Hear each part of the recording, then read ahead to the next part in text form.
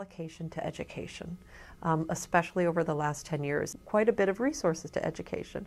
And that isn't even sufficient, frankly, for for reaching all their kids. This is At Brookings, a weekly.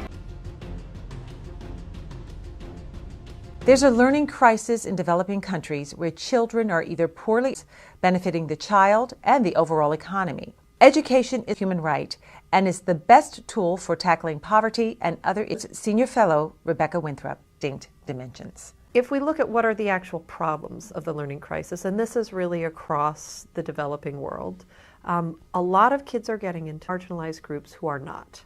And so there's groups who are still not in large are kids who live in conflict countries. Half of the kids who are out of school in the world today live in countries of very poor and oftentimes are girls. All right, so while many children are in school, the education they're getting is subpar, and you say this is especially evident. Hundreds of millions of kids in school in the children who are really struggling to even learn the most foundational skills. A lot of shocking data showing that, for example, in Uganda, can barely read at a grade 2 level.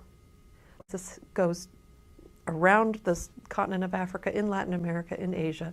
So kids are not learning foundational skills. The third dimension of the learning crisis is master foundational skills, progress on to higher for their own lives and also for jobs and job opportunities. They're being trained in education that was more suited to a colonial era that trains government bureaucrats, a few of them. And in fact, that's not where the job growth is. The job growth is in private sector enterprise, and you need critical thinking, teamwork, all sorts of transferable. And what about educating girls in the developing world? Is there a barrier to this in some countries? There's very high demand for education. It's just that there's a range of pressures on the family, and girls get up some burdens. That's a strategy that many families who are desperately poor choose.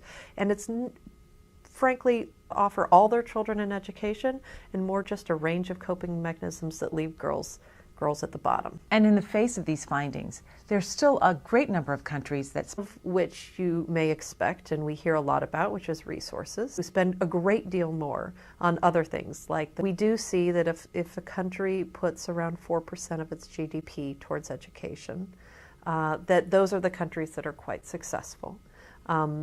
And so that's an important term. Nowhere else is it so imperative that the next future leaders of these countries gets a really solid base, critical thinking and life and labor skills, because that really is. So what's the benefit here for the U.S.? How does educating? There's lots of good evidence to show that folks in the developing world, the more American, for example, if you want to use the U.S. as the example, American goods and services, more people buy iPods around the world, et cetera, et cetera. So it actually is directly helpful for our own, and that includes protecting our environment, which knows no sort of artificial take root in countries where there's a great deal of opportunity, education being one of those opportunities. So what's the best course of action for addressing this learning crisis? Have been doing seriously and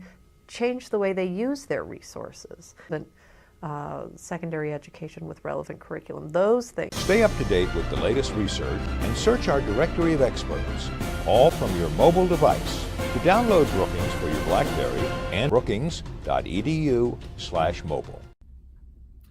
I don't think students actually realize what, for example, just here at Heritage High School, there are so many support systems in place just to provide students with that foundational work that they may be lacking, just to make them successful or to be as successful as they possibly can be.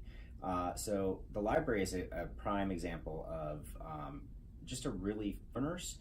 So we have a very social area in the library for kids to come down, and they're collaborative, but it's more of like your fun kind of hangout spot. Then there's the class zone, I would say, where students come in with their classes and between the teacher as well as the librarian with instruction that's going on, personalized, individualized as much as it can be, full group. We try to meet the needs of all learners. Then we progress further into the library environment where we get into our silent study and work zone. And students actually demanded that section of the library. They said, you know what, I need a space that's really quiet, that's individualized specifically for me so that I can just go and get my stuff done because I know I need that space. We have a maker space as well, which is kind of a big, crazy mess, which maker spaces are, because it's all about exploration and really trying to understand for yourself, your own learning, about how things might work or how they may come together. In addition to that, I would say that it's the collaboration that takes place here, whether it's between students working with other students, teachers working with other teachers. It's all around us at all times. So it's a very immersive environment for that, for education. Tutoring occurs in the library. And the possibilities really are endless, and the list really just goes on in terms of what truly is possible with education once you really unlock that door to one's imagination. In terms of literacy and readership, we've had a number of substitutes that have been in the county before who've maybe retired or what have you, and they've come back actually to substitute occasionally. And one thing that they've commented on time and time again is how strong our readership is here at Heritage. The number of fiction books that circulate on a daily, weekly, monthly basis is pretty impressive, just to see that kids really are reading. And by and large, we thought the ebook was where things were going, but it's clear that students really prefer the printed word more than anything else.